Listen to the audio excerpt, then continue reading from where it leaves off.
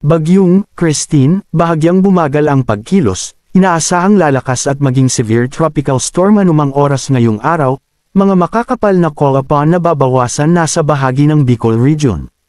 Update, Tropical Storm Christine update. As of 2:30 p.m., October 23, 2024, Wednesday.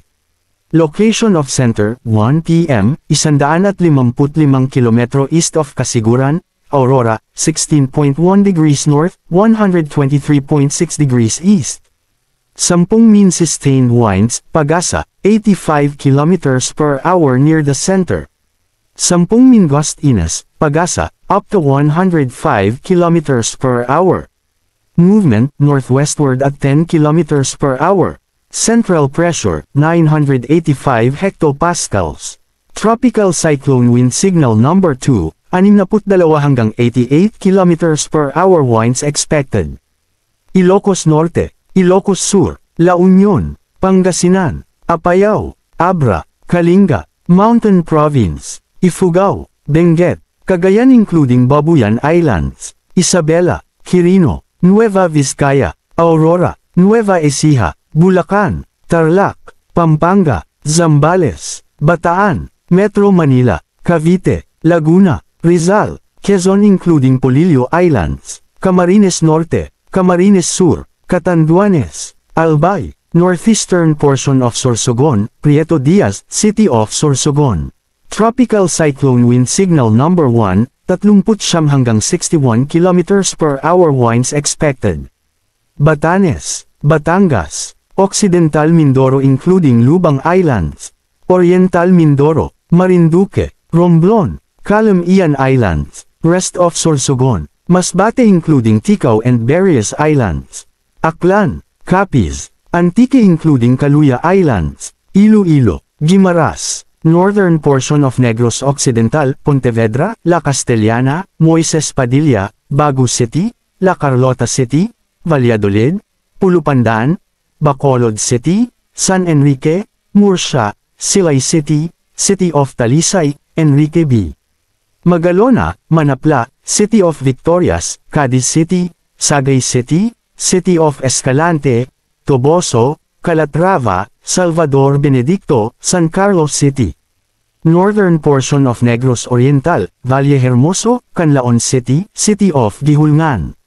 Northern and central portions of Cebu, Alcantara, Argao, Dumanhog, Sibonga, Pinamungahan, Ronda, Liluan, Cebu City, Mualbual, Consolacion, Danau City, Borbon, Carmen, Daan Bantayan, Tuburan, City of Bogo, Tabogon, City of Naga, Lapu-Lapu City, City of Carcar, Mandaue City, Catmon, Minglanilla, Toledo City, Cordova, Compostela, San Remigio, Balamban, Aluginsan, San Fernando, Asturias, Barili, Medellin, Sogod, Tabuelan, City of Talisay, including Bantayan Islands and Camotes Islands. Bohol, Eastern Samar, Northern Samar, Samar, Leyte, Biliran, Southern Leyte, Dinagat Islands, Surigao del Norte including Siargao Bucos Grande Group. Ano ang inaasahan? Rainfall forecast. Ngayong araw, October 23. Intense to torrential rains, Cagayan, Isabela, Apayao, Aurora, Quezon, Camarines Norte. Heavy to intense rains, Camarines Sur, rest of Cagayan Valley, rest of Cordillera Administrative Region, Ilocos Region, Rizal. Moderate to heavy rains, rest of Central Luzon, rest of Calabarzon, Metro Manila, Occidental Mindoro, Oriental Mindoro, Marinduque, Romblon, Calamian Islands, Catanduanes, Albay, Sorsogon, Masbate, Northern Samar. Bukas, ika-24 ng Oktubre. Intense to torrential rains, Pangasinan, Zambales, La Union.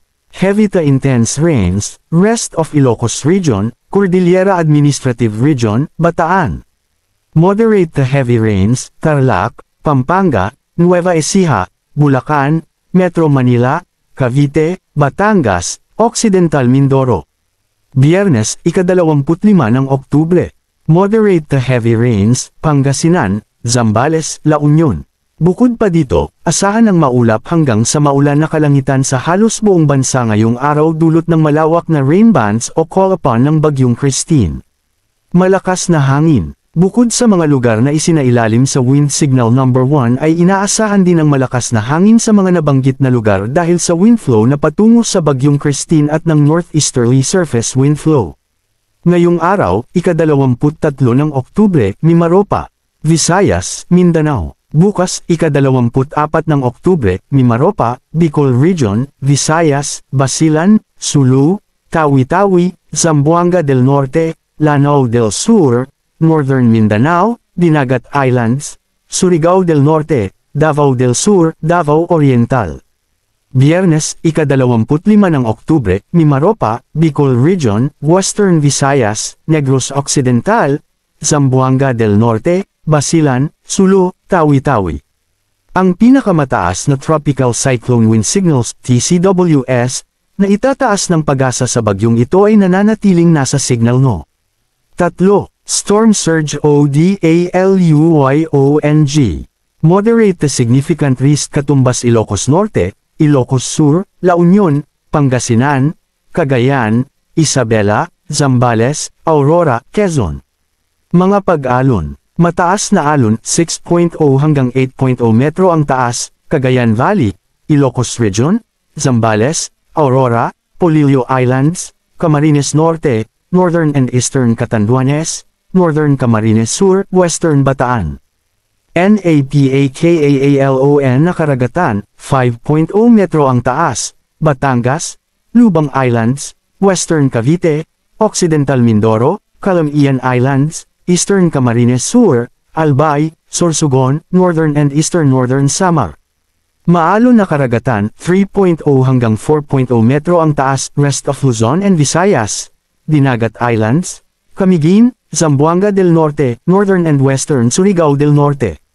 Katamtaman na karagatan, 2.5 metro ang taas, nalalabing bahagi ng Mindanao.